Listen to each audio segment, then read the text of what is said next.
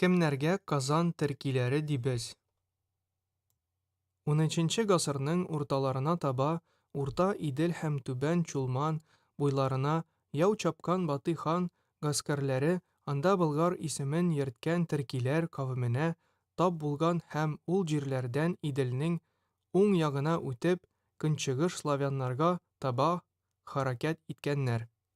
Әле генә искә алынган җирләрдә инде 5 гасырлардан бирле яшәгәннәре билгеле булган болгар төркиләре турында алда аеруча киң сүз алып барачакбыз.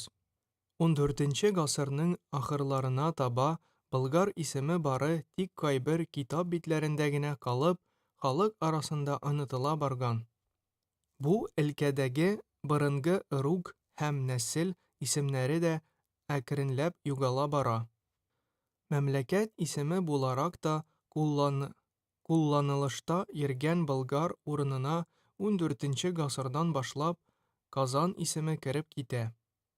16 гасырның урталарында рус басып алуы көннәрендә бу илнең исеме инде Казан ханлыгы була. Шулай итеп, безнең онытылмас тарихи истәлекләребез Казан исеме белән бәйле.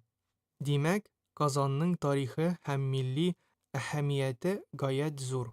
Казан кечкенә генә бер елганың һәм баш шәһәрнең исеме генә булмыйча, чын дәреслектә киң бер өлкәнең исеме иде. Казан исемнең шушындый тарихи әһәмияте булгач, өлкәнең дә исеме Казан икән, бу өлкәдә яшәгән халыкның, төркиләрнең исеме дә Казан төркиләре булмыйча ничек булсын? Йомгак тарихи Казан ханлыгы җирендә яшәгән һәм кайда гына яшәсәләр дә, Казан өлкәсеннән күчкән һәм Урта Идел сөйләшендә, Казан төркичәсендә сөйләшкән бөтен төркиләр Казан төркиләре була. Бу төркиләрнең исем мәсьәләсе, этнографик хәлләре, яшәешләре, гыреф-гадәтләре, әхлаклары, эшләре, төрләре, типләре турында кыскача мәгълүматлар китапның ахырында бирелгән.